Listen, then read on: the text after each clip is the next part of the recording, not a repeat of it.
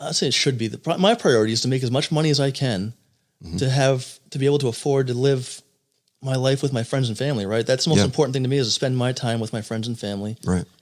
And to do that comfortably with the most money I can. So I'll go wherever job pays me the most money. You know what I mean? I'm too young to be passionate about what I do.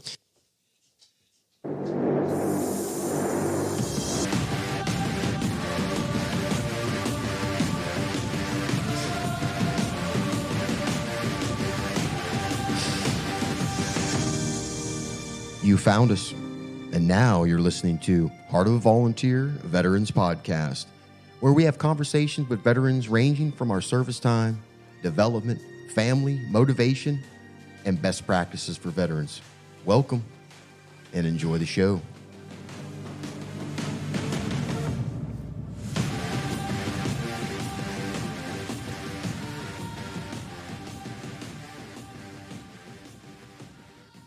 All right, everybody. Hey, welcome back. Welcome back to another Veterans Chat here on the Heart of a Volunteer Veterans Podcast. I'm your host, Chris, and our veteran co-host today is Army veteran and a man of the world, Adam Bouchard.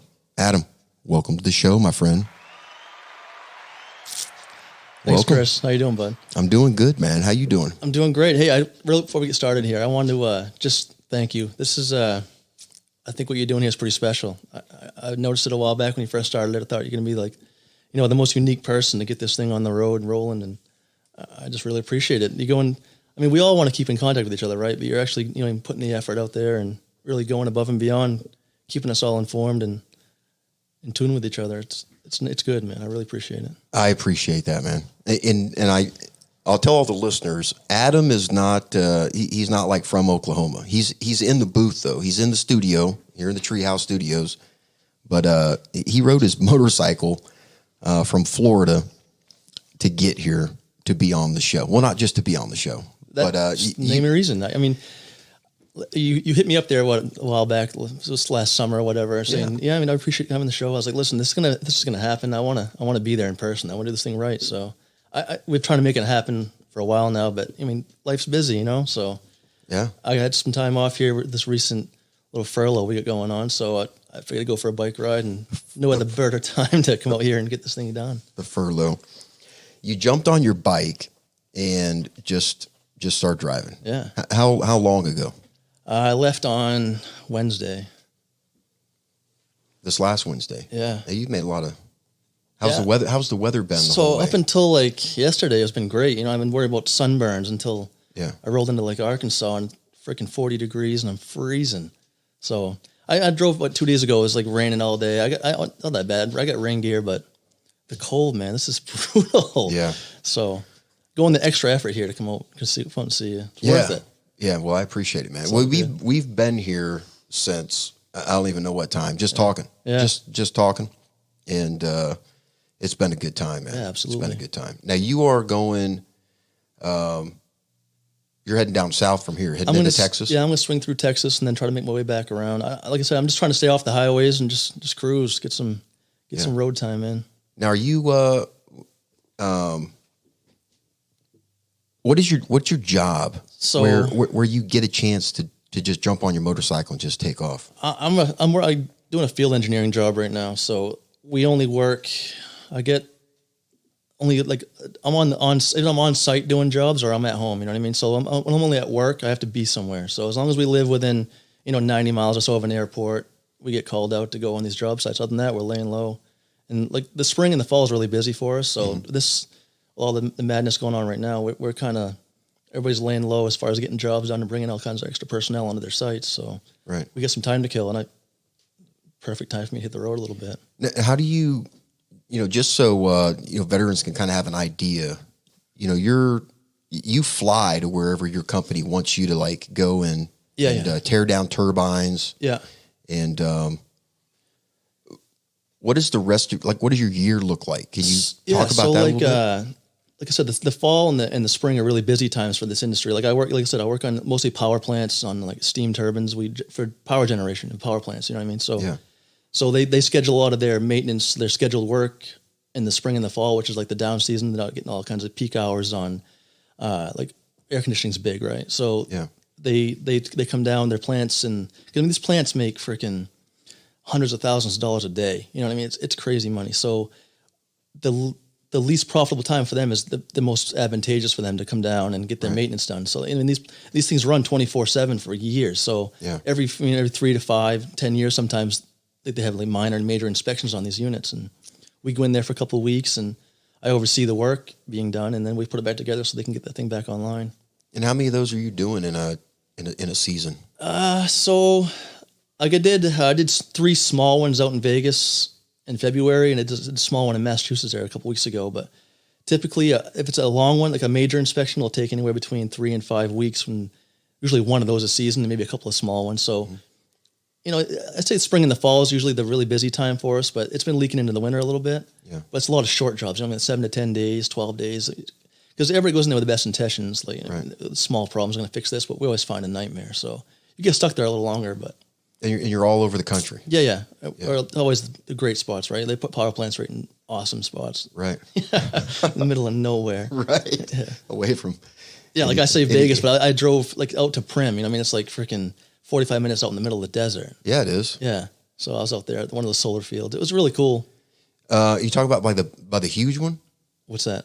That have you been to the one that's west of Vegas, that sets right on the California-Vegas border? That's where I was. That huge one? Yeah. That's got the what's the boom arm there's the pole that sticks way up? You see 3 big towers, right? Yeah. So there's that's called a thermal solar plant. So there's 3 units there. Each one of those towers is a steam turbine attached to it. So they concentrate all that. This one's using, let's say, solar thermal, because they're using the heat. Yeah. So they bounce the sun off these mirrors, and they heat that ball. That tower up. Yeah. So there's a boiler in there. It's got water. So they're using the heat from the sun to boil that water. Water creates steam. Steam feeds the turbine. Yeah. Makes electricity. You know, I still remember, because I was telling you about that selfie I took. Yeah. Going like 110 going to Vegas. Yeah. When I look up at that ball, yeah, it looks deformed. Yeah. Like there's heat coming off of it in like these different bands. It's so freaking. It's crazy. Yeah. You feel like the sun. I mean, in your vehicle, the sun beating down on you. You feel that heat. Yeah. Imagine that. There's 80,000 mirrors for each unit. 80,000. Yeah. So that heat is just. That's massive. Yeah. You can see the waves. You know. Yeah. It's intense. And you work on that. I work on the steam turbine attached to it. Yeah. Okay. So you have to bring it down from the top to work on it, or is there? So the boiler's up top. So the boiler boils the water, and the steam gets piped down. So the steam turbine's on the ground. Okay. It's in a building. You know what I mean? So the steam gets piped down. That's crazy. But the boiler's up in that tower. It's technology, bro. How much does something like that cost, would you say? Man, so I mean that's right on the California border, right? So they had the best intentions of having like California turn green, and no, it's in Vegas, right? I mean, it's in Nevada. No, that's right on the border. So it's like 10 feet. It's in California. It's in California. Yeah, Prim's in Vegas, or Prim's in Nevada, but that's right on this side. Like Prim's right on the border. Yeah. And you have to go past Prim like 5 miles maybe, and go up on those hills. Yeah. It's crazy, bro. Yeah, it's ludicrous. But the technology, this is still in its infancy. You know what I mean? As far as solar goes, so they're having they're still working out the bugs as far as what the major problems are going to be with these things. But I think there's a future in that solar thermal. I really do. It's a great idea. We talked about that, like level 0 civilization, and that's kind of where we are, like gathering sunlight. Yeah. What do you say? 30,000 mirrors. There's 80,000. 80,000 mirrors to heat up a small ball of water. Yeah, and these mirrors are the size of this room. I mean, I know, we're freaking 10 by 12. We got to do better if we're going to get to level 1 civilization. We're working on it, man. So what have you been doing on the road, man? Like, out there riding around. What is that? What's that do for you? It's just therapeutic. It's a lot of Pearl Jam radio. Yeah.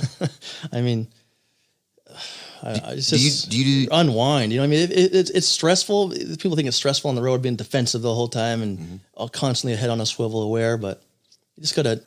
I'm not looking to go 85. You know, I'm on the middle lane of the right lane. Just cruise. I'm on the old people. Just cruising 70 and relaxing. Do you do a lot of these trips where you I take would like off to do them all the time, but I take off on like for a weekend or something. But this is one of those times where I had no end in sight, right? We're gonna have to get together, man. Yeah, hit the road. Yeah, it's fun. I mean, the whole biking thing is dying. I mean, there's nobody out there doing that stuff anymore. So, and right now the roads are freaking bare. Yeah. And the highways are a little busy still, and I say busy, but the back roads, man. What? I see like I was telling you earlier that people always want to take off. I want to go to London. I want to go to freaking Australia. Yeah. This country is beautiful, man. You got to get out there and see this country. Right. It's like I was telling you the first time I've been to like Arkansas. I did a small job in Arkansas in the southern part, like right outside of Texarkana. But this first I've been to like Little Rock and the Tulsa area. Man, it's freaking awesome. It's not just flat. Like it tells you like you get these preconceived notions of what this place is supposed to look like, right? But no, it's Flyover states. Tulsa was unreal. It was beautiful down. The downtown was big. It was freaking cool. Tulsa's got a lot of big stuff coming up. I didn't know that. Lots of big stuff. Yeah. They've got there's a gentleman there that bought the Dylan catalog. 2021 they're supposed to have the Dylan catalog museum open there in Like it's written down like sheet music in his notes with the lyrics, or are they gonna have like audio? the audio, boots, jackets, all his memorabilia. That's cool. This guy bought it. Why Tulsa? Why was Bill Dylan from Tulsa, or is No, this folk guy big around here? from the article that I read, the guy was talking about how Dylan's music matched this area. Really? He felt that it matched this area, and that cool. this area would embrace his music very, very well. Every area embraces Dylan.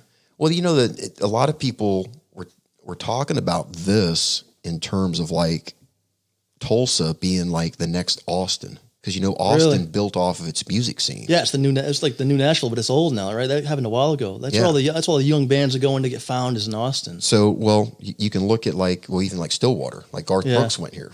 Really? Yeah, he used to play here down on the Strip. Yeah, and so I mean, there's. You got red dirt country. You got a lot of. I see all these. What's that? What that thing? I saw these red dirt stickers on these pickups and shit. Yeah. I was like, what is this red dirt nonsense? Well, I mean, you've got different stuff. You got like the red dirt Jeepers. That's a Jeep club. Okay, but there's a lot of red dirt around. So red dirt's the theme. Yeah. So you got like red dirt country. What's up with like I'll say I leave one nation and go to the next one every couple of 10 miles. What's all these nations going on around here? Indian nations, man. They all got their own areas. So every area is like some sort of nation. There's no space in between. Oh, there's space in between. It's just some are. It's illustrated pretty well. then- I mean, you know where you are anyway. But then the counties, the counties are named after Indians too. Okay, So, yeah, that's cool. yeah. So on this trip, man, what it's therapeutic. All right. But what else are you trying to do while you're out here? Like I said, I just want to see looking to burn some time and just see the country. You know what I mean?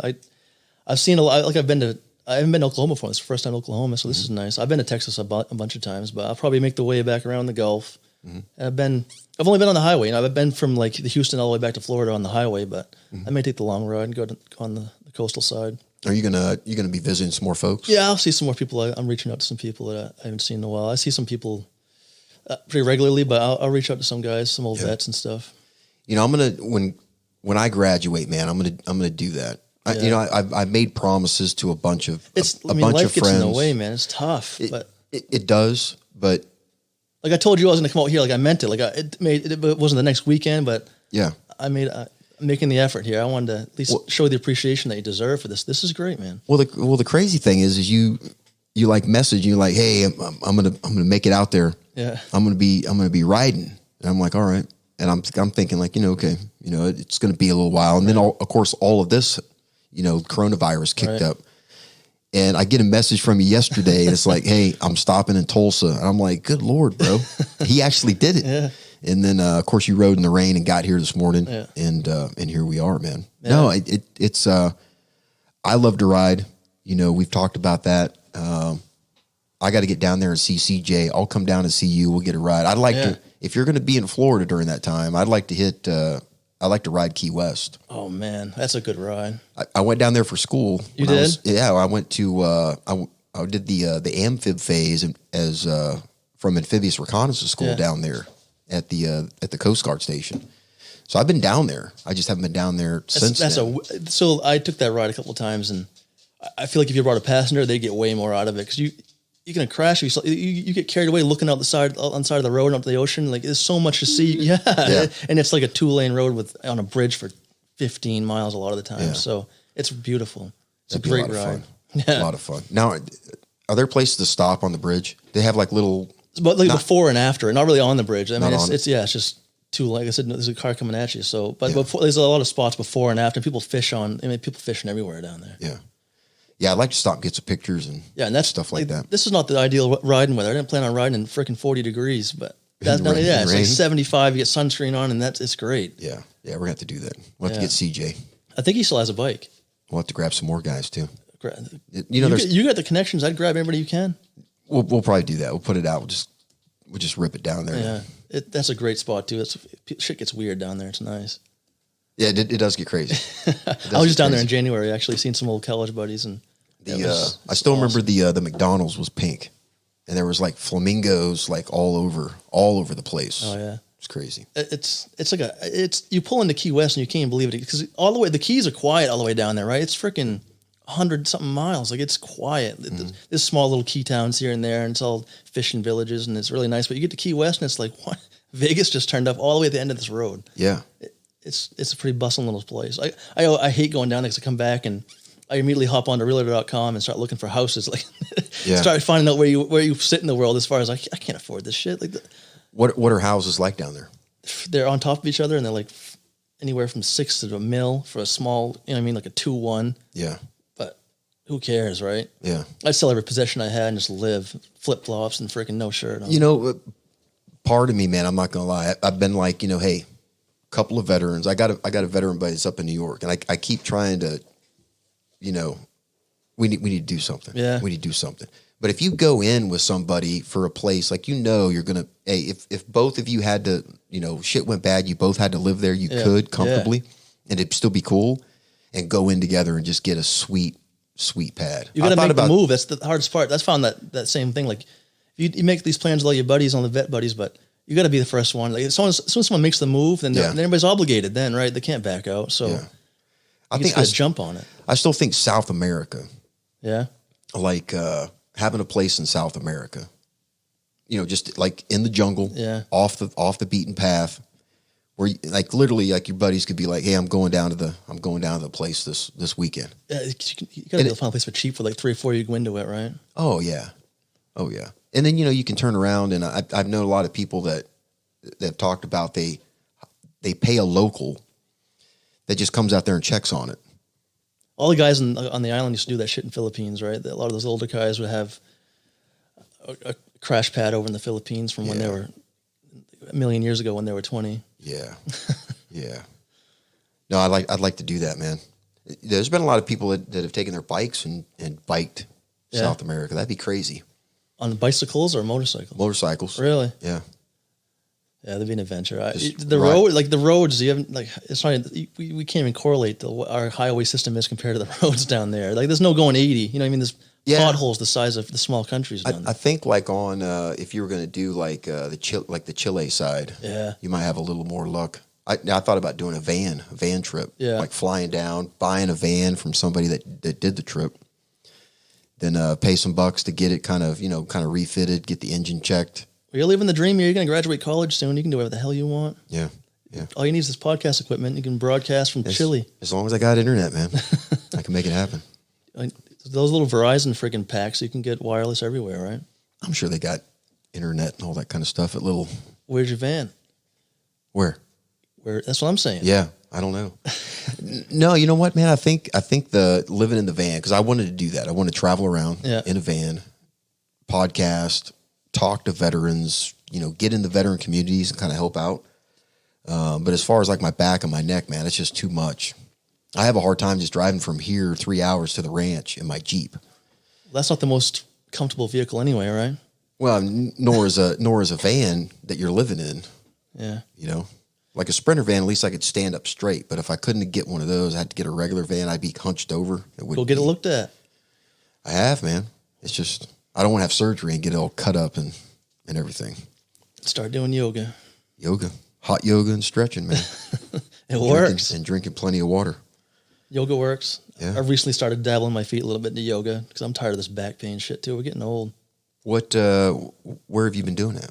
In my living room or in my bedroom, the garage, wherever's. I like it. Like the garage is good because I'm in Florida, so it's freaking hot in there, right? Yeah. It is nice to be like 80 because everything's loose, right? You're not going to pull a muscle doing yoga.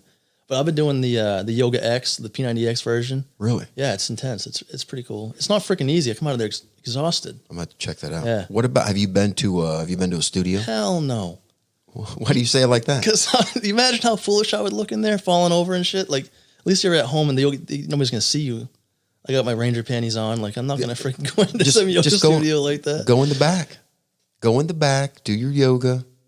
Be me and a bunch of freaking wicked hot looking chicks in there. Like, no, I'd get laughed out of there. No, they like vulnerability. You've been there?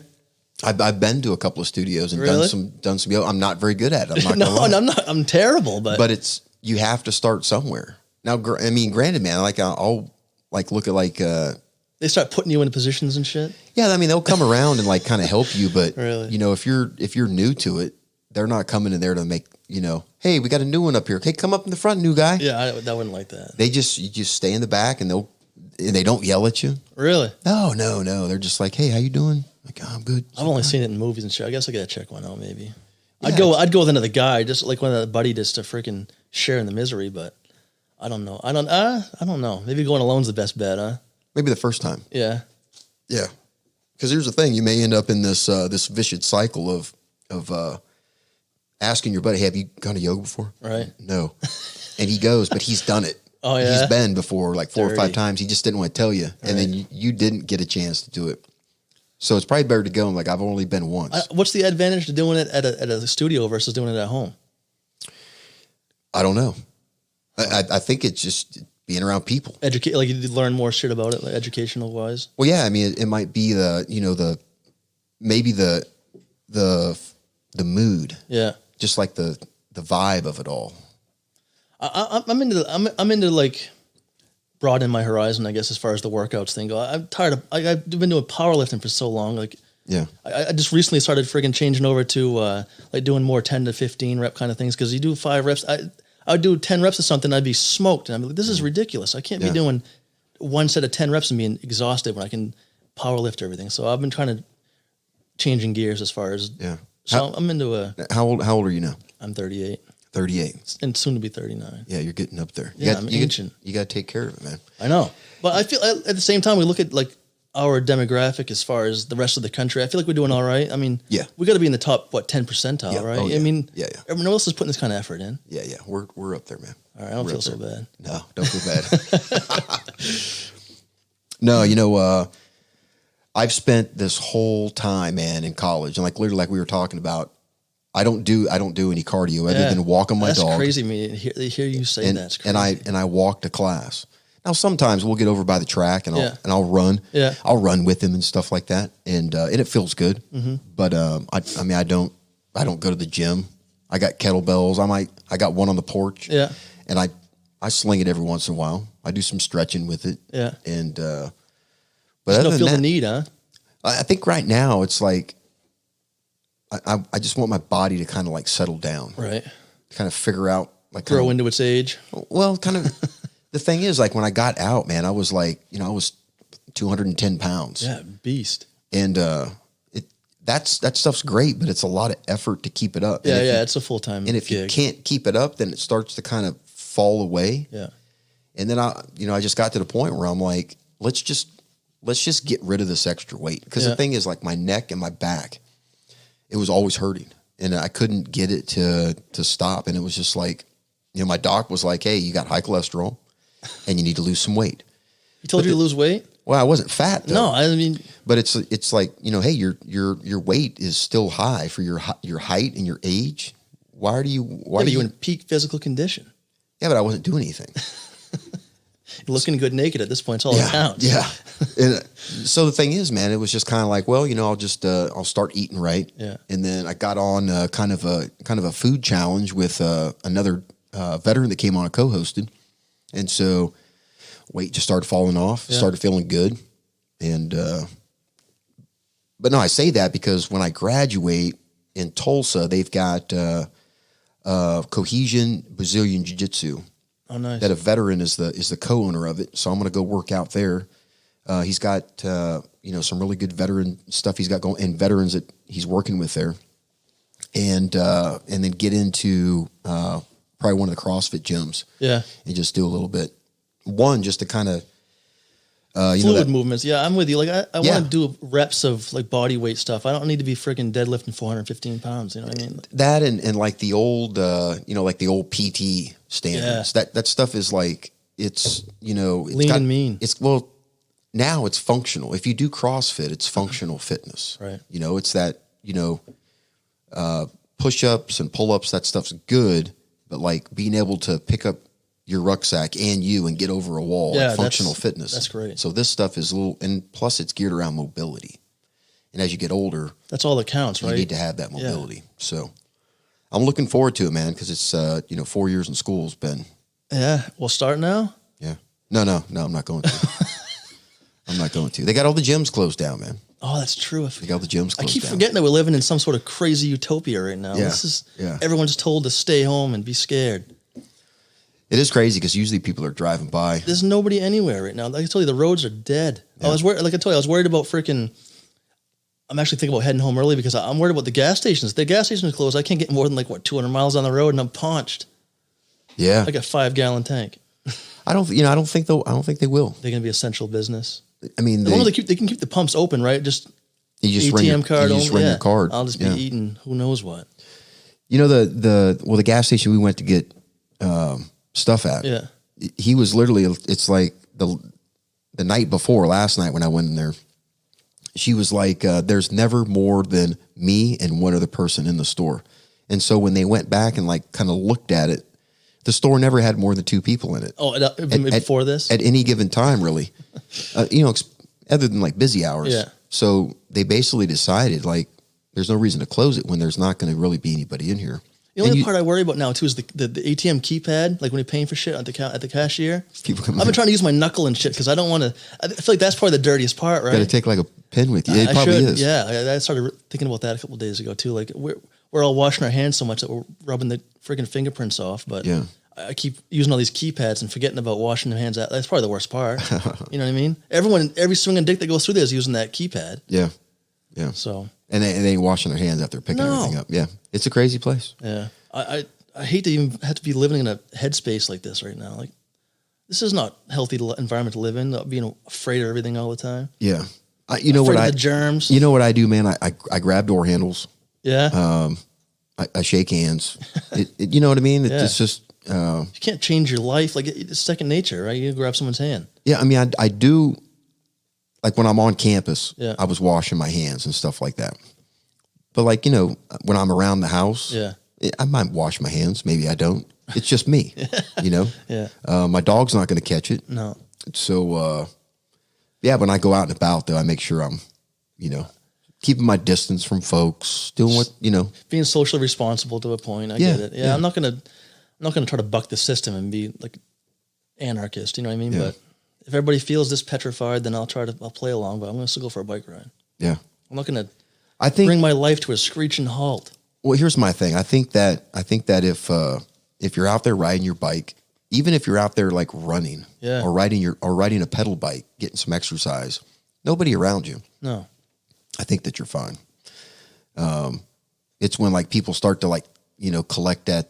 I can see where the gym thing that was probably a smart move. I guess if they're that worried about it, but yeah, that's recently, right? I was going to the gym up until I left last week. I mean, that gym didn't close. Yeah, I think it's closed since then. But yeah, they closed the gyms here, the bars, the restaurants, anywhere you could collect. Yeah, you can still go. Some of these restaurants are still open. Yeah, but you can do you order ahead of time, go in and just pick it up, or you just go to the drive-through window, or they'll bring it out to you in the parking lot. The bottom line must be freaking falling off like a cliff for these people.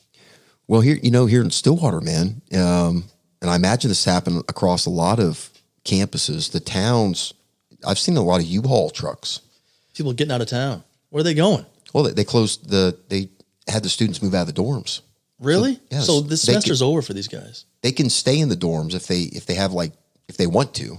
But most they paid for it. They give these guys a refund for that. They probably room and board will. is freaking expensive on these campuses. They'll probably give them refund. But you go over there to the parking lot by the old baseball field, and that parking lot is empty. That's a dormitory. That's a dorm, right? Thousands that's of kids there. 5-story dorm. It takes up that whole area, and school starts back up tomorrow morning. Online. It's online. But all these kids now are like, well, I'm just going to go home. Yeah, they can do that shit from home, right? And they just live at home with their parents. But you still have a very, very large amount of kids that still have to pay for their semester. Yeah, you don't know their backgrounds. What if that's their place to live, right? And they still have to work. So so they're still living in the dorms, but you still have this college feel around town, but there's no college kids engaging in the activities. It's the college kids that are feeding everybody. And so because they have jobs to pay for. And how much money is that going into this economy locally here that's not going to be there anymore? I mean, yeah, it's definitely they need to get this shit on the squared away ASAP. This feels like summertime. Really? Yeah, summertime, dude. It's like when 5 o'clock comes around during the semester. Yeah, don't go nowhere. You can't get anywhere. The roads are jammed. Now, if you go, it just keeps going. It just keeps going. What? Yeah.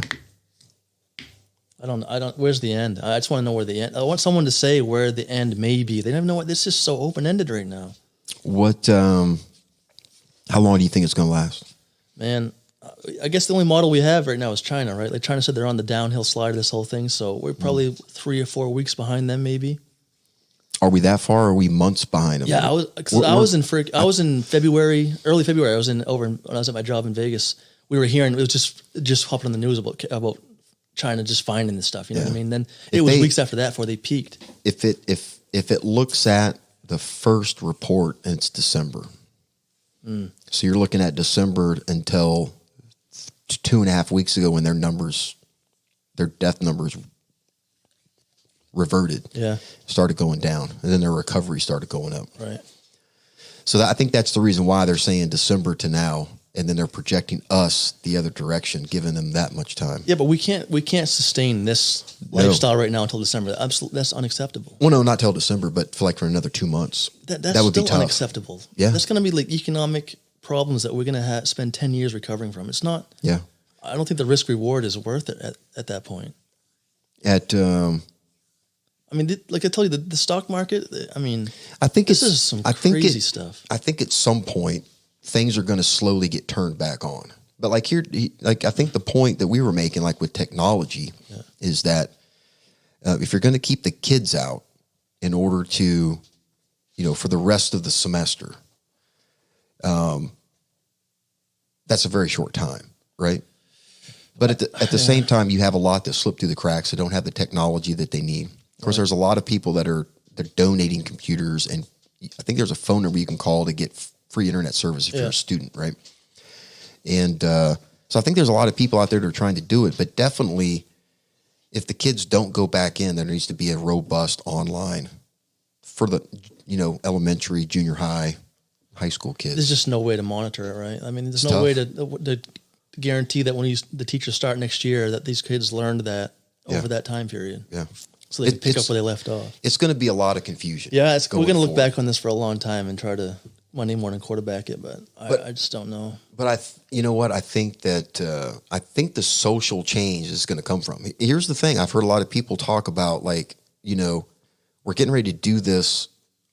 We usually have meetings, like 3 or 4 meetings throughout the day. Yeah, and all of a sudden my meetings it's an email now. Is that the new thing where we're like, we don't have to have a meeting? There's another way for us to do it that makes more sense. To me, that sounds like these companies are going to start trimming the fat. That's more unemployment. They're going to realize there's a better way they don't need all these people here. Well, they can work from home. Yeah. What if you had, look at you. Yeah. Right. You just have to be within 90 miles of an airport whenever they call. You jump on a plane, you park your bike at the airport, you fly to wherever you need to go for 3 weeks. You fly back to the airport, jump on your bike, and you're. Yeah, but it's not all. When I get there, it's all like it's 7 days a week, 13 hours a day. Like it's balls to the wall when I'm there. But it's the downtime is nice. But when we're at work, I mean, it's all hands on deck. You know what I mean? So I don't see where. I just don't see how these guys are going to sustain this kind of thing much longer. I don't think this sustainment is. I think there's going to be this non-essential. Yeah. There's going to be, That's gray area too. Like what is essential, right? Well, that's the thing. I think it's going to be like, when they talk about, maybe when they talk about kids, it's like, look, it's essential that we get kids back into school. Yeah. We've got paramount. So the kids go back to school, and maybe it's like, hey, we need to have restaurants back open. Maybe theaters are the last thing that gets back open. I don't know. Yeah. You're looking at Yeah. everybody being together. So I think that's the thing. Like, when does the transmission, has it ended? And when are we like on the downslope where we can start turning things back on? I just feel like this is a gigantic knee jerk reaction to I get it's not the flu, but it's just like, it's called a super flu. It's not the Black Plague. You know what I mean? This is not killing everybody on the streets. Like, this is just a serious overreaction. I think we could have done it a whole lot better. Yeah. And it's easy for us to sit here and criticize, right? You right. know what I mean? Because we're not in it. Right. Yeah. And and without a doubt, I've knee jerk reacted to Army stuff before, and look back and been like, that was dumb. Right. I like our generation. This is going to be great for us. Like, if the stock market's going to be bottom. We're going to make up. So we're going to make up for 15 years lost time if we start investing pretty soon. Like, and even now, start dollar cost averaging, and now through the bottom and back up. But like for my parents, like that generation, like what do they do? Is some super flu going to prevent them from retiring on time? Like, are they going to have to work till they're 90 years old? Because all this shit get wiped out, right? Like, this is going to be worse than 08. How much you think it's going to go back? It's going to go back to where normal, but it's going to take a longer time. Yeah. Like, it's going to take 5 to 10 years to even get back close to there. You know what I mean? 5 years of that, somebody that's 60 years old doesn't have. Yeah. You know what I mean? What about? Because a lot of these guys, say you're 60, right, and your 401k just get wiped in half, and all of a sudden that the job you're at, they may not need you anymore. You know what I mean? What's the unemployment fallout as well? Like, on top of them losing their retirement, these guys are going to start losing their jobs.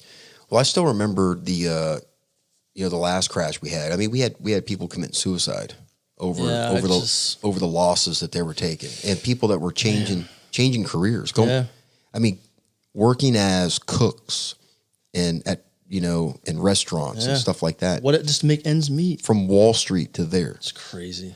I mean, the potential's there. Yeah. I think that kind of comes down to to the government folks. If they can't ease that. But what are they doing? I mean, without crushing the country and saddling us with something else later on.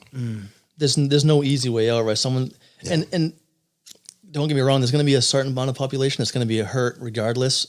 And whatever side that is, whatever demographic that ends up being, it's going to be a constant shitstorm. They're going to be complaining. And so these people are in a really bad situation as far as what the people that are in charge of how to fix this thing. So they're damned if they do and damned if they don't. You know what I mean? They're going to take the overwhelming majority and try to do what's best for them and let us help each other out, I guess, at some point. Well, the thing is, man, that your most underserved community, they're hit the hardest. Oh, absolutely. They're losing.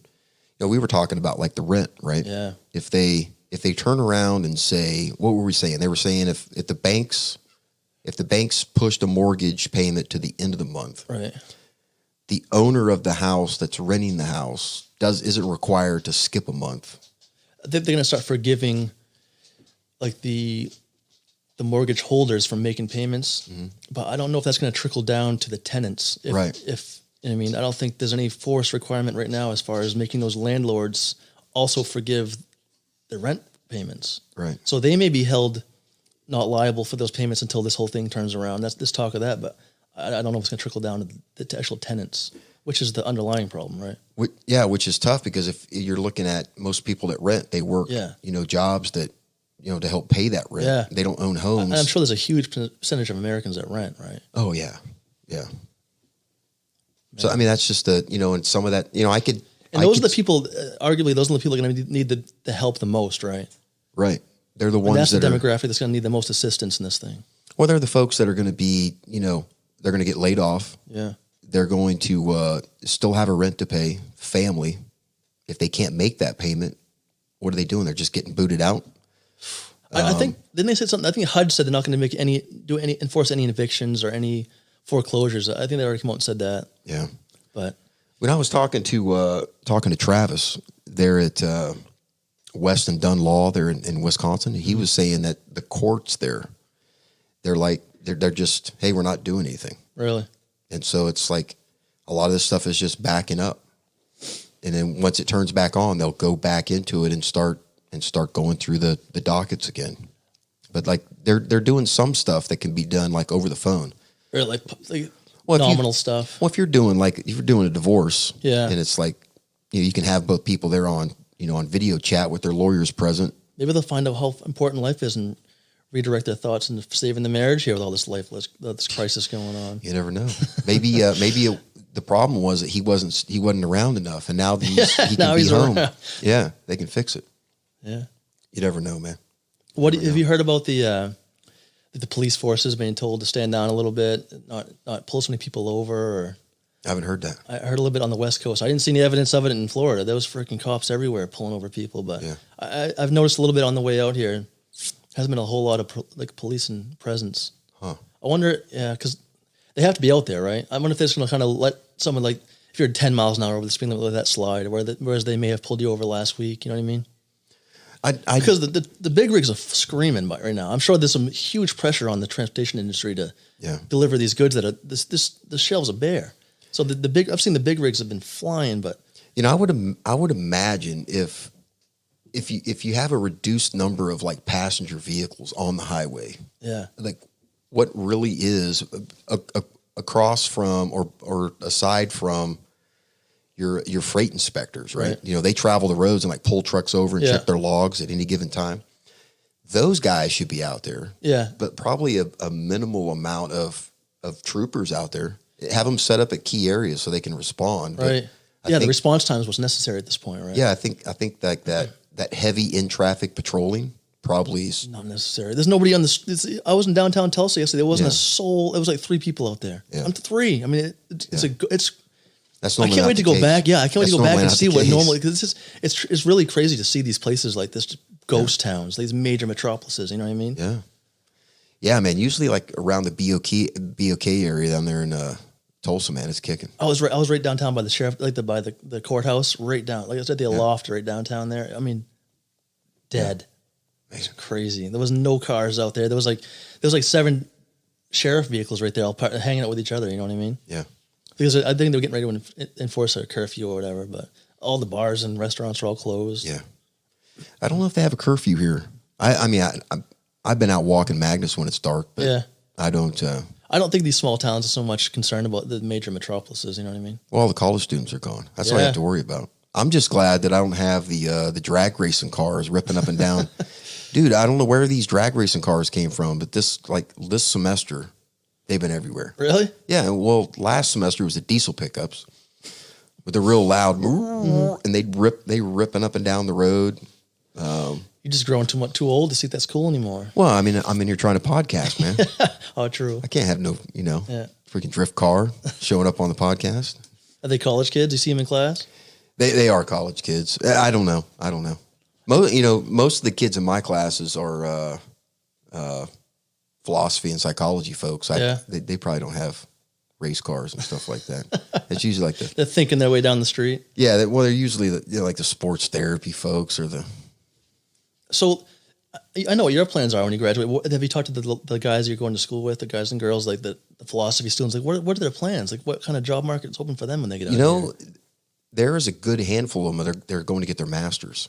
At least the right avenue, right? At least that's what they're saying. Yeah. And you've got 3. There's 3 in my 19th and 20th century continental philosophy class that are doing lawyer. Yeah, they're doing law. Another one like optometry or something like that.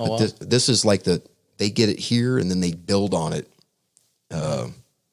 whenever they go to school. So yeah, there's some folks, and then you got folks that are just going to go get jobs. Yeah. So I'm not going to work. At least not if I don't have to. Right. I'd be living the dream. But you put 20 years in. I mean, balls of the wall. You deserve it. Take some time off. Do what you're passionate about. Well, we were talking, man. It's like I don't really see myself doing anything else. Right. Podcasting, being around veterans. This is being around veterans. I did this for more than half of my life. Yeah. Being around you knuckleheads and gals is what I do. And I enjoy that. It keeps me going. See, I think there's 2 ways to look at it. Like if you like what you do, I think you're underpaid, right? The only way you're going to make a lot of money is to do a job that pays a lot of money. You're probably not going to like it. You know what I mean? Yeah. People that are passionate about, there's always the 1% of rock stars and sports players, right? But if you make a lot of money, you don't like your job. If you like your job, you're not getting paid what you're worth. Yeah. You know, you understand? Like I think of I think of deployment, right? Yeah. The simplicity of deployment. That's how I try to keep my life. Right. Like my place, it's small. Perfect. It's very, very compact, and then my days are the same way. I don't think the work, I get that people are passionate about their job, and that's fun and all, but the priorities should be, I'd say it should be, my priority is to make as much money as I can to be able to afford to live my life with my friends and family, right? That's the most important thing to me, is to spend my time with my friends and family. Right. And to do that comfortably with the most money I can. So I'll go wherever job pays me the most money. You know what I mean? I'm too young to be passionate about what I do. Now your goal though is to run hard. Yeah. And finish it up. The only time you make money is when you're at work, right? These guys that are working 40 hours a week aren't making, unless you were on Wall Street. There's always outliers, you know what I mean? But I'm talking the vast majority. You got to put in the hours. Overtime is where it's at. Yeah. You got to work 80 hours. Of course, it's not sustainable. You know, I do that in the spring and the fall. In the summertime, I'm back to 40, just chilling. But in the busy periods is where you make your bank. Right. And like a lot of these, like, I don't know. So I work with a lot of craft labor guys. You know what I mean? Like millwrights and machinists, electricians and stuff like that. We utilize all. That's my bread and butter. That's what I need to do the job. Yeah. And I can't count the times where I'm on the deck. I'm the engineer on deck, right? I'm the least paid guy on deck. So I think we're going to see a shift, rightfully so at this point, because nobody wants to do those trades. You know what I mean? I'm going to see a shift where the engineer is the least paid guy out there. So there's a real shortage in trades, and there's no freaking. It's a good gig. There's no stigma with that shit. Like this should be some of these guys should entertain that. You know what I mean, it's a great. You get a pension. There's a union for you guys. What's the name of the company you work for? I work for Siemens. Yeah. They got on their website. They got like the jobs that are open. So they do for like we only hire the engineers, right? So we contract out the craft labor, or we use the local craft labor, whoever's in town. Like if the plant has their own mechanic crews or whatever, we'll use them. Okay. We just supply like the engineering and technical support. Okay, I got you. We have third party companies as well that provide the craft labor, but for the most part, we're just the technical expertise. But if any of these guys need help navigating through to find like some of the jobs that work with me, I could definitely help out with that. Yeah, I give you names, avenues. I mean, it's like I said, you're gonna make more money than I do. I mean, these guys make good money. Yeah, it's not easy. I mean, you're out there, but these guys haven't done. They know what hard work is. I mean, we've all deployed. Like they know. I know they can do it. You know what I mean? Like they know what hard work looks like, and it's satisfying. There's always a job satisfaction to it. Hell yeah. So I mean, and then they're the same schedule too. Like they have crazy time in the spring and the fall, crazy hours, and they travel a lot. But if you're a young man under 40, you know what I mean, a young family or no family, this is a great gig. And like I said, they have a pension. I mean, there's so many hours, every hour they work that gets put towards a pension for these guys. Like how many jobs in the country now still have pensions? Yeah. I mean, that's something that nobody even know what the hell it is. Yeah. So and it's good stuff. Yeah. And it built families, man. Right. And so, and there's a path. It's not like they have to be a millwright or electrician or, you know what I mean, carpenter or anything for the rest of their life. Like they can do this shit for, let's say like E1 to E4, right? They do it 3, 4, 5 years and then they move up. Yeah. They take my job, you know what I mean? Right. Be project management and shit. Like it's a great gig. These guys, if anybody needs help, like navigating through that or any information, I can definitely point you in the right direction. Oh yeah. And I get to work with you. Yeah. Yeah. Veterans, man. Yeah. I'd love to help somebody out because like I said, and on top of that, like I'm one of the younger guys out there in my field, honestly, and I'm almost 40. And on top of that, the craft labor that I work with, there's a huge disparity. Like there's a huge age gap. A lot of these guys are getting really old. They're going to leave the industry soon. There's going to be a big gap. Yeah. So these wages for these guys are only going to go up because we need them. Like there's no ifs, ands, or buts about it. We still need guys on the floor doing the work. You know what I mean? Mm-hmm. So there's going to be, the wages are only going to go higher. They're going to make a bunch of money. Like I said, it's a good gig. Need to look into that, folks. Yeah. I can definitely point you in the right direction. The craft jobs. Yeah, and that's one avenue, right? You can go to a 2-year school, or you can just go through an apprenticeship. So they can go to their local union halls and sign up for an apprenticeship. And they do, I think it's a 5-year apprenticeship for become a journeyman. Mm-hmm. Then you're on full board, full scale, pay scale, whatever. Or you can go to 2-year technical school. Which a veteran could use their GI Bill and they can use it for anything. I mean, slide in there. You guys earned this. Like you use it. You know what I mean? I've seen you guys pull 24-hour shifts in guard towers. Like we've been on patrols for days. Like this is You can't sit in the classroom for an hour and a half. It's fun. Like I get the school's not for me. You got to go to college, man. Go to do something because you've earned it. Yeah, it's at least use the money that they don't let them get away with just keeping all that money you paid in for. Yeah. Everybody has to go to school at some point, right? And nobody will. I didn't. And you watch like these guys. I get it too. It was instant gratification. Like I want to get out now and get a job now, make $100,000 now. But and they see 4 years down the road as I mean, I don't want to wait 4 more years of school and freaking live in poverty. But you're not, man. Trust me. Like your lifestyle when I was in college versus what you're doing, dude. You're like the top upper echelon. Hell yeah. You have money, living in a good apartment. Like that's the thing, man. They give no matter where you live, you're living like E5 with dependents. That's what they give you for BH on top of paying for your school and your books. Yeah, it's a no-brainer. I might go back. Like on top of all this, it's freaking fun. Like are you having fun? I am. Like I am. I love learning. Yeah. Yeah. You meet people and you're one of the older guys. Like not to make fun, but like you're one of the oldest guys in the class. Right? I mean, a lot of these guys getting out are still freaking 22. Yeah. Like they're gonna fit. We're gonna meet people. It's a lot of fun. Yeah, it's good stuff. All the veterans that go to school here at OSU, man, they treat it like a job. Yeah. I mean, they are switched on, right? And they don't mess around, bro. I mean, I've been trying to get them on the podcast, and they're like, "Hey, I don't have time. I don't have." I mean, they got work. Really? You know what I'm saying?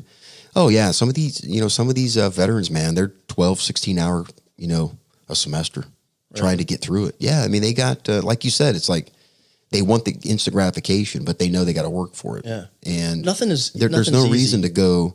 There's no reason to hang around doing 9 credit hours, 6 credit hours. Get it big. Yeah, I hear that too. Get it over with, right? Especially when you don't have to get a job because you got your BH, right? Bring in the rent. So if you need a little bit of side, you can get a side job and not disrupt your work schedule. Yeah, because break it down for these guys. Like to be a full-time student, to be 12 credit hours, right? Yep. You know what 12 hours? What's that mean? It's like 12 hours. It's 4 classes. It's 4 classes. That's 12 hours a week. Yeah. You have to be in class for 12 hours a week. And some of it's not even that. It's not even that much time. It just depends on the classes, man. Yeah. Like I took a philosophy of dreams. It was at night. It's supposed to be like 3.5 hours. It's not that long. No, 3 credit class. Yeah. Once a week, 3.5 hours. Yeah. Each credit corresponds to how many hours in the classroom is supposed to be. Right? Yeah. But I mean, you can only teach so long until students, and it was at 8 o'clock at night. So it's like, so you never go that long, but the information is amazing. Yeah. You know what I mean? We were talking about the threat simulation theory for like an hour today. I mean, great information that you get that helps you to see the outside world and put things together. Right. And you can't beat that, even if you're not going for a career. Help you to think a little bit better. In your experience, how easy was it for you to get into OSU as a vet? Like, was it super easy? Really? Yeah.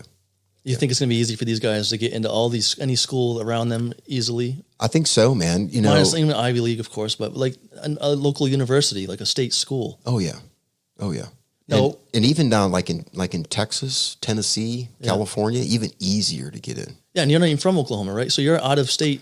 I'm in state now, but like my first year and a half here, I think I was out of state, and that wasn't a problem to get into the school. No, VA still pays it. Of course, the VA is constantly pushing, hey, give him in-state. Right. I thought that's part of the deal too, right? They only pay in-state tuition. Well, no, they pay the out. Okay. But they're constantly pushing the university. Like Texas and California, I think Tennessee, they don't even do the out-of-state. So all vets get in-state tuition regardless of where they're from. Yeah. Which that makes sense. Yeah, of course. Because look at it this way. This is weird. Because like my very first semester here, my first 2 semesters, I got $1,000 like scholarship. Yeah.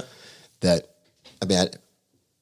it was supposed to be the difference between in-state and out-of-state was supposed to be this. I'm like, why are you even given this? Just if it's a veteran, they're in-state.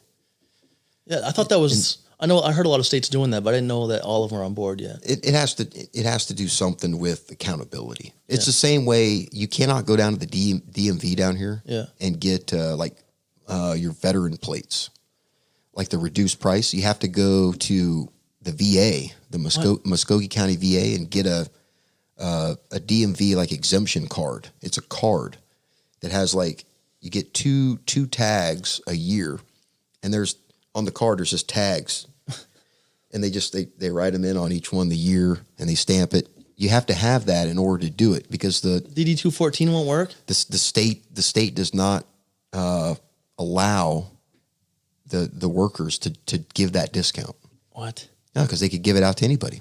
Oh, there's no oversight. Yeah, Government. But here's the thing: gotta have more government. The state owns the VA. Yeah. So I don't know why they don't have their DMV plugged into that. So when somebody comes in and goes, "Hey, I'm a veteran," hold on a second. They turn on the VA. Yep, there he is. Okay, brother, let's get you some plates, man. Yeah.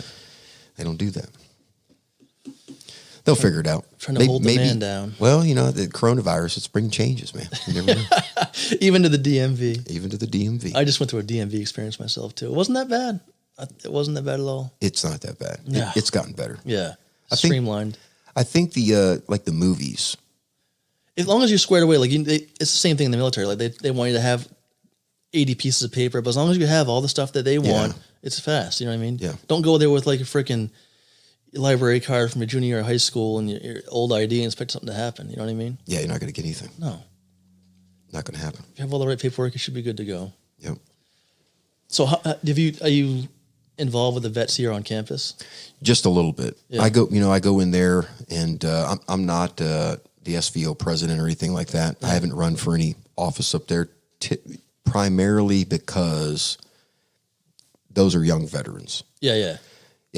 If they're going to run something, I want them to run it. I've already run stuff. Yeah. I don't need to be running a company no more. Right. You know what I'm saying? Yeah. Let these young student veterans, these unconventional students, let them get in there and get after it. Yeah, for all these guys that get out when I did, like the younger, the E4, E5 guys, E6s, like, look at you. You retired and went back to school. Like, it's not that difficult, right? No, it's not hard at all. Just got to put some mental willpower into it. Yeah. And the other thing I look at it, I got old brain. Mm-hmm. So this is a way, like I took German 1 and 2 as a way to one, I wanted to be able to engage more in German philosophy, read it, right? And the other thing was, that was the test of my brain. To still have it. Well, no, to help cook it a little bit, to keep it going, keep it vital. And man, learning another language is a good way to strengthen it up. So I jumped into German, man. Yeah. We touched a little bit earlier on, like, everybody gets out and, I mean, you told us, everyone tells you have a plan, right? We all tell you to pound sand. Like, I'm going to go home and drink with my buddies. I'll get a plan in 6 months when I feel like it. But my cousin's got a job for me. Man. That kind of thing. Listen, I got out. I had a college degree in engineering before I even joined the military, right? So I got out thinking I'm gravy. You know what I mean? I got everybody wants to hire a vet. I already got my degree. It's not that simple. Like I went through a difficult time finding a job. Yeah. How long did it take you to find a good one? I got a job engineering on island that didn't pay dirt. I just needed some experience, right? I took the first thing it took me, I got out in January, right? I didn't get that job until September. Wow. Yeah. So I did the whole drinking thing too, right? Like I took from January until like April, May, just surfing and lifting, and that's it. Like if I made it to the gym and made it to the ocean every day, my day was a complete success. Yeah. You know what I mean? That's needed too. Like, don't get me wrong. Those guys, everybody needs that. Unwind. Yeah. We just got back from deployment. Like I just wanted to unwind. Have no responsibility. Right. But then after that, like it took me a good 3 to 6 months of, 6 months of actively every day, like searching for jobs, applying for jobs. And it wasn't as easy as what I thought it would be, what people were telling me it would be. Like, oh, you're a vet, you're going to be good to go. Yeah. You got a degree, you're good to go. It's not, everybody wants, you go to Indeed right now. Nobody wants the 0 to 3 years. You look in the jobs, they all want 3 to 5 years experience. Mm-hmm. Everyone's looking for that job. Like, where do you get the 0 to 2? You know what I mean? Where are those jobs? Right. So, and I had the degree. So, and here I am saying, go to college and get your degree, you're going to get a job. But you need all of this. Like, it's not as easy as it sounds. Yeah. We were talking about a couple of guys that we know that are in college right now, getting ready to finish up. Goots, right? Yeah. The other part of that is, it doesn't have to be like the job that you did in the service. No. The go-getter attitude that you had towards that job is reproducible in something else. Yeah, like the engagement of doing that. So I got a chemical engineering degree, right? My first job ever engineering on the island was a structural engineering job. Yeah. So the guy knew it too. He's like, listen, he understood that if you can do any of like the math and you can, if I know you can do any engineering degree, you can do this. I'll where you're slacking, I'll pick you up. You know what I mean? Yeah. So like you were saying too, it does apply. Like right now I'm doing a mechanical engineering job. Like I'm not doing a chemical engineering job. Yeah. And I like it. I'm going to stick with this for a while, but you got to start somewhere. You know what I mean? Yeah. And being a vet is not enough anymore. It sucks. I hate to say it, but I'm just looking. This is the honest truth that people need to hear. You know what I mean? Like all these big S&P 500 companies they say they're vet friendly and whatever. But and I was telling you earlier, like most of my bias is just towards us 11 series guys. Like I get it. So I would apply to these vet friendly companies. You know what I mean? For a petroleum engineering job or some job in the oil field, the pipeline. But if you didn't, so they would ask, "What'd you do in the military?" I was 11 series. You know what I mean? So if you weren't a generator mechanic, or if you weren't a helicopter pilot mechanic, or you didn't do something specialized, and that's what they were looking for. That was their version of vet friendly, right? But it's really narrow minded, because I'm a firm believer that like all the guys that we served with, they could do neuroscience. You know what I mean? Like these guys are the best of the best. Like these any task they can get accomplished. You give them the tools, they'll get it done. They definitely have the focus. Yes. The men and women that that we serve with, focus to be better. We talked about the structure too. Yeah. And you're talking about promotions, moving up the ladder. Yeah. Which is easy to do. Yeah. You just have to know, just like with promotions, like what do I need to do? I found too in the private sector, like the vets do get promoted faster. We give a shit more. We get stuff done a lot faster and more efficient. You know what I mean? Like there's no slacking off really. You know what I mean? Right. Like, there's a time and place for everything, right? But when you want to get there and get your boots on the ground and get it done, people notice that. Yeah. So the private industry they want to be vet friendly. You know what I mean? And hats off to them for trying, but they're not. Like I was telling you earlier too, like they don't know. They're still looking for. They look at the officers, right? They still want Colonel Winters from Band of Brothers. They think that the military operates that way, and I guess they're just not educated enough to know how it really works. As far as like the NCOs, like you were the backbone, right? You're the one that got the stuff done. Like the officers would hand you the task, but you developed the plan. Like how it actually got done was your idea. So I don't know how the education is going to have to get put forward to these bigger companies that hire, not necessarily. I'm just speaking for 11 series guys, right? But it doesn't matter what their MOS was, right? That just as long as they served, and I'm sure it goes for all the other MOSs too, right? Those guys are all capable. Like you can hire an MP to do my job. He has the tools to do this job. All it takes is a little bit of drive, right? The willingness to learn. If they get out and use a GI Bill, they can easily shift. Yes. So like the big trend these days is people between like 36 and 40 these days are quitting their job and starting something completely new. Like, bankers are quitting their job and starting a freaking coffee shop. Or it's a big trend going on in this country right now where people my age are just, because they realize when you're 17 years old picking your major, I was 17 years old picking my college major to plan the rest of my life at 17. Yeah. I was peak immaturity. You know what I mean? Right. I couldn't get any more reckless than what I was. I was like, what, that's the guidance council. What pays the most? Well, engineers pay the most. All right, I'll do that. Yeah. You know what I mean?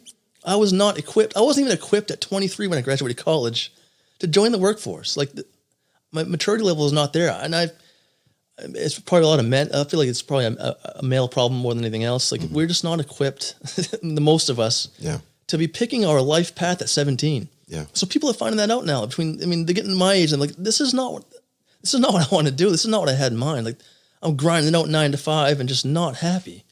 What do you think would have happened if you had, say you had worked, didn't go to college for those 4 years, then joined the Army and then got out? You think you would have jumped into college and I would have had a whole lot less fun, but I'm not gonna say I'd be further ahead. I wouldn't be any further behind than I would right now. I'd most likely be further ahead in life, right? As far as everything. Yeah. The military is great for a lot of people. Yeah. But you better be both feet in. You can't be 1 foot in, 1 foot out. I don't know if I want to do this. You got to commit. You know what I mean? Yeah. It's a life. So I joined at 23. I graduated college and I was like, I wasn't ready to join the workforce. Like I didn't want to do the 9 to 5, be a sheep. I just wasn't ready. And then of course back then, this was like 2002, 2003. The global war on terror was just dominating the news, right? So I was like, this is going to be our generation's freaking Vietnam, right? I thought this is going to be like a really big, important thing. So it's your chance. Yeah. Like I'm young enough still, I can still do my part. So I joined at 23. I get into basic training and we get to our first unit. Everybody around me, I'm the old guy, right? Yeah. I mean, all the guys my age or all my rank structure are all 18, 19 years old. And I couldn't even imagine, like I was in awe of these guys. I was like, these guys are making some grown up decisions. Yeah. I was putting myself in there. When I was in your shoes, like, man, so when I was basic training, my first, you're there for like a week, right? And they say, okay, you can call your family. Everybody has 30 seconds. Like, I mean, here's your stopwatch, freaking, you got 30 seconds to call whoever I don't give a shit who it is. Just call them, tell them you're safe, and then hang up. So I get on the phone. And my first phone call was, I called my mother, right? You know what I asked her? I was like, how do I do laundry? So she's like, are you shitting me? You know what I mean? Like, so I was like, Ma, you got 20 seconds. How do I do my laundry? Like, there's nobody gonna do it for me here. Because I lived like... You lived at home? No, I lived like an hour. I was like an hour and a half from my house, right? I was like down the road. But my brother would go home. I would never go home. I was living the college life. I was having fun with my friends. But my brother was going to school too. And he would go home hunting and fishing every couple of weekends. So I would stash... Like I had... remember those mesh bags for football?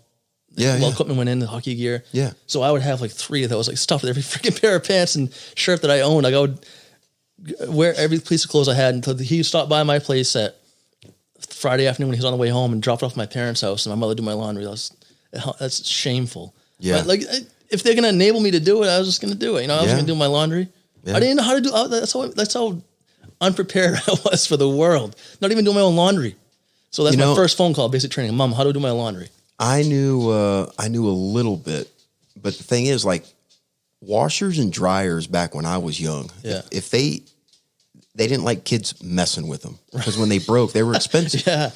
But then when you get in the service, man, and there's like, 10 washers, 10 dryers, and it's like, it looks like a pigsty in there. Oh, yeah.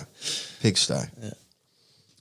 So, like I said, these guys freaking, I'm an E4, 23, my buddy's an E2 over here at 18.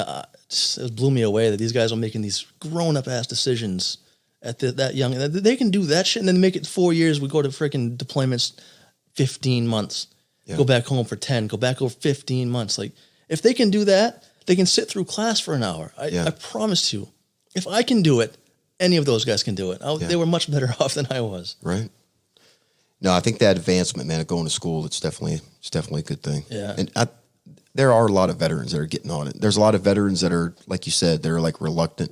I don't want to sit in class. Yeah, school's not for me. I don't want to be around 17-year-olds. But I think there are very few of those that are doing that. Yeah. I hope.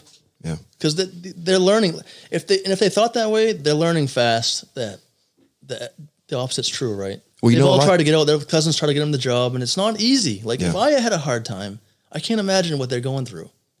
Some of these veterans, they went and did that. The Army, DOD allowed them to transfer their GI Bill over to their kids. Oh, no shit. So a lot of them they took and they split it. So they split their GI Bill and gave one to one kid and one to the other. Yeah.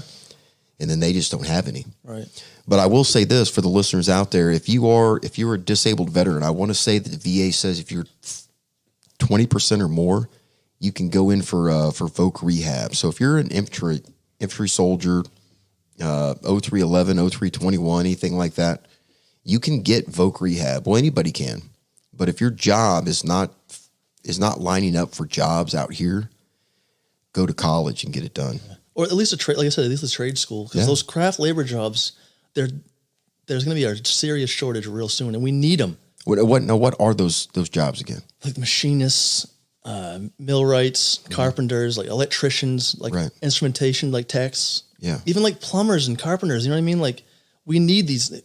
Have you, like in these major cities, I know I got friends that didn't go to the military, right? They went to college, they got real jobs and shit. Like they can't pound a hammer. Mm-hmm. They can't pound a nail. But if you called a local contractor, like, hey, I need you to come in and redo my bathroom. My wife wants to get my bathroom redone. You know what I mean? These costs are astronomical. Like they're charging big bucks. Mm-hmm. Let's say your toilet's clogged. These guys came and unclogged their toilet. They call a plumber. Plumber wants $80 an hour. Yeah. So but we look down on plumbers, right? Yeah. $80 an hour is $80 an hour. That's a great job. It is. And plumbing now is not what it used to be. Like, now plumbing is all this PEX. It's like small, it's it's like almost like plastic tubing, right? There's no more copper tubes and brass piping. Like Yeah. it's all compression fittings. Like it's plug and play. It's easy. Yeah. And you can make $80 an hour in a couple of years doing it. No, and you're not going to go be a plumber tomorrow and make $80 an hour. Yeah. You do an apprenticeship. Yeah. And then you can do this shit you have your own van. You can start your own plumbing business. Yeah. And it's easy. It's not the old school stuff like it's gross, nasty pipes and shit. Like it's easy work. Yeah. And people don't want to do it. Be a contractor. Like there's another vet, like we know that freaking has his own contracting business now. He's building houses and redoing people's rooms and stuff. And it's good money. Yep. There's a need for that stuff. That stuff's dying. And I mean, I think we will see the shift in wages where these guys are going to start making more money than the college grads. Right. So, I'm saying I'm pushing college here, or the trades, like the trades in the long run is going to make you more money. Yeah. And you're going to have a sense of pride about your work. You know what I mean? You can see the physical results of what you're doing. Well, even now, man, you can look at, there are jobs that didn't get turned off through all of this. Oil industry, energy industry. Yeah. Like all this stuff. We talked about, even, we got veterans that are police officers. That stuff's not stopping. Man, we even talking about the, like sanitation. Yeah. That stuff's not stopping. No. And that's like unsung heroes. That is an essential job. Yeah. Like the oil industry's been good too for a lot of vets. Like it was good in the boom, 06 when under this where the horizontal drilling peaked off and then it all died. But I'm thinking it's picking up a little bit more lately, and they really do a good job with vets too, like the oil industry. But that's hard work too. These guys are gonna go out there for 7 days, 10 days, 14 days shit, like hitches. They've got a new wind farm going up here. Really? Huge, and they're hiring. Yeah. And there was a veteran from back home. He got out of the Marine Corps. He got a job right on there and doing really good. Yeah. Making good money. Yeah. So. But you're not nobody's gonna sit on their ass and make $100,000 a year. That's a dream. Yeah. It's not reality. Yeah. And they keep throwing everybody's always throwing the Zuckerbergs and Bill Gates. Well, they didn't go to school. They quit, but that's the 0.01 percentile. Yeah, if you can code, by all means, go to invent something. But yeah, right. That's the friggin' very, very small minority, right? That's not the rest of us. Yeah. Put the time in. Yep. Well, hey, brother, we are running up on hour and 15 minutes. Nice. I'm going to let you close it out. I do this thing called a co-host closeout. Oh yeah. It means you get the last word on the show. But first, I'd like to thank you, man, for taking your time out, diverting your way up here to come sit down and hang out. Yeah. And I'm glad we caught up. Right. We're going to do it again. Yeah, I hate to be sitting here preaching to everybody because I'm not perfect. You know what I mean? I know I went through some struggles to find work and finally get paid, and I can imagine everybody else is feeling the same way. You know what, man? I think knowing a veteran that's been out there, struggled like it, tried to find the job, but got it figured out. Yeah. That's the big thing, man. It's like, it's the encouragement. Yeah. Hey, it's a struggle out there. Because I know these guys can do it. There. You know what I mean? Yeah. I know they can. Yeah. I've seen them at their best. I work with guys that didn't go in the military every day. Like these guys couldn't hold a candle to some of the guys that we served with. Like these guys can work circles around them. Yeah. I want them to get what they deserve. You know what I mean? Well, hopefully this episode will motivate them, man. Yeah, I hope so. If they need it, like I said, if I can do a little small piece of anything, point them in the right direction, I'd love to. All right. Well, I'll let you close it out. You got the last word. Okay. I just want to thank you again. Yeah, you're welcome, man. When you started this whole thing, I thought there's no better person to do this. You know what I mean? Like everybody, we always respected you. I think you're gonna get out there and people are gonna start. It's gonna resonate with people. It's already started kicking off. You know what I mean? So look out, Rogan.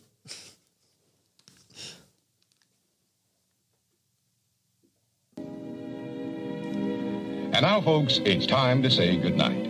We sincerely appreciate your patronage and hope we've succeeded in bringing you an enjoyable evening of entertainment. Please drive home carefully and come back again soon. That's pretty good.